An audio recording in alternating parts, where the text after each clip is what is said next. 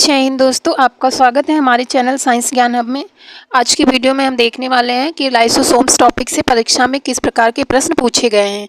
तो इस टॉपिक को हम पढ़ चुके हैं, लाइसोसोम्स और वैक्यूल टॉपिक को पढ़ चुके हैं। अब उनसे बनने वाले प्रश्न को देखेंगे कि जो कि परीक्षाओं में पूछे गए हैं। देखिए, मैं आपके लिए वही प्रश्न लेकर आती हूँ जो कई बार परीक्षाओं में रिपीट हुए हैं। जैसे कुछ प्रीवियस ईयर के प्रश्न क्वेश्चन को जब देखती हूँ तो उसी में से लेकर आती हूँ कि कुछ टीजीटी, पीजीटी या एलटी ग्रेड की परीक्षाओं में किस प्रकार से किस टॉपिक से प्रश्न पूछे गए हैं। तो देखते हैं हम अपना पहला प्रश्न। तो पहला प्रश्न पूछा गया, लाइसोसोम की खोज किसने की थी। तो ऑप्शन ए है क्रिश्चियन जी डूबे ने, ऑप्शन बी है गॉल्जी ने, ऑप्शन सी है पोर्टर और ऑप्शन डी अल्टमान ने। तो इसकी खोज किसने की थी?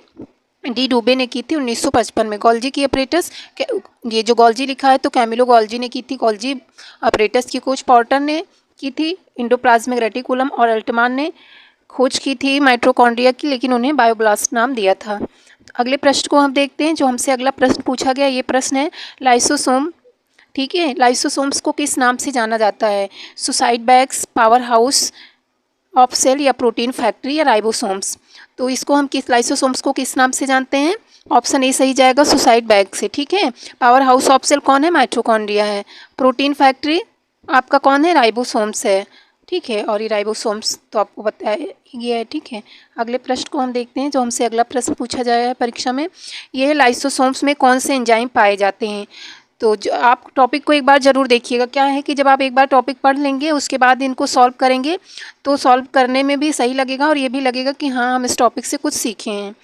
तो अगले प्रश्न को देखिए। अगला प्रश्न है लाइसोसोम में कौन से एंजाइम पाए जाते हैं। ऑप्शन ए है हाइड्रोलिटिक एंजाइम, ऑप्शन बी है ऑक्सीडेटिव एंजाइम, ऑप्शन सी है फोटोसिंथेटिक एंजाइम, ऑप्शन डी है नॉन, यानी कोई नहीं। तो इसमें हाइड्रोलिटिक एंजाइम पाए जाते हैं, ठीक है। ऑप्शन ए सही है। अगले प्रश्न को देखिए। अगला प्रश्न जो आपसे पूछा गया है परीक्षा में, ये है लाइसोसोम का निर्माण किससे होता है। ऑप्शन ए है गोल्गी बॉडी से, ऑप्शन बी है माइटोकॉन्ड्रिया से, ऑप्शन सी है रफ इंडोप्लाज्मिक रेटिकुलम से और डी है न्यूक्लियस से। तो जो लाइसोसोम का निर्माण होता है ये किससे होता है? गोल्गी बॉडी होता है, क्योंकि जब आप टॉपिक पढ़ेंगे तो हमने बताया था कि 4 छोटे छोटे कण थे, ठीक है, जैसे घूम रहे थे तो गोल्गी बॉडी ने इन्हें पैक कर दिया। तो इस प्रकार ये आपका लाइसोसोम बन गया। अगर आपसे परीक्षा में ये भी प्रश्न बन सकता है कि आपका जो ये इसके अंदर एंजाइम भरे हैं ना, अब इसमें 4 थे, कार्बोहाइड्रेट, लाइपेज, प्रोटीएज, ठीक है, और न्यूक्लिएज, ये 4 एंजाइम पाए थे। तो अगर ये पूछा जाए कि इन एंजाइम का निर्माण किससे होता है तो आपका आंसर सी जाता, रफ इंडोप्लाज्मिक रेटिकुलम से, ठीक है। तो इसमें हमारा ऑप्शन ए सही जाएगा। चलिए अगले प्रश्न को देखते हैं। अगला प्रश्न जो परीक्षा में पूछा गया ये है लाइसोसोम का पीएच कितना होता है। लाइसोसोम का पीएच कितना होता है? 5 होता है। कितना होता है? 5 होता है। अगले प्रश्न को देखिए आप। ये अगला प्रश्न जो पूछा गया है ये है लाइसोसोम का कार्य क्या है। क्या है लाइसोसोम का कार्य क्या है? ऑप्शन ए है इंट्रासेलुलर डाइजेशन, ऑप्शन बी है प्रोटीन सिंथेसिस, ऑप्शन सी है फोटोसिंथेसिस और ऑप्शन डी है एटीपी फॉर्मेशन।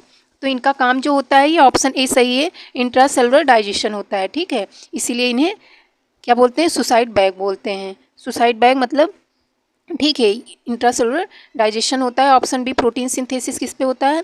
राइबोसोम में होता है, ठीक है। फोटोसिंथेसिस आपका क्लोरोप्लास्ट में होगा। एटीपी का फॉर्मेशन कहाँ पे होगा? ये आपका माइटोकॉन्ड्रिया में होगा, ठीक है। अगले प्रश्न को देखिए। अगला प्रश्न जो आपसे पूछा गया है ये प्रश्न है लाइसोसोम के एंजाइम किस परिस्थिति में सबसे अच्छा कार्य करेंगे। एसिडिक मीडियम में या बेसिक मीडियम में या न्यूट्रल मीडियम में या इनमें से कोई नहीं। तो इसका ऑप्शन ए सही जाएगा। लाइसोसोम है ये एसिडिक मीडियम में अच्छा कार्य करते हैं, ठीक है।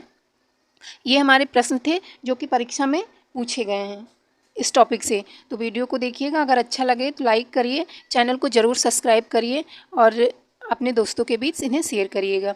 धन्यवाद। देखिए, जब हम इससे वो थ्योरी क्लास पढ़ाए थे तो इसी में हमने वैक्यूल भी पढ़ा दिया था। तो वैक्यूल से बनने वाले प्रश्न को भी हम इसी वीडियो में सॉल्व कर लेते हैं, ठीक है।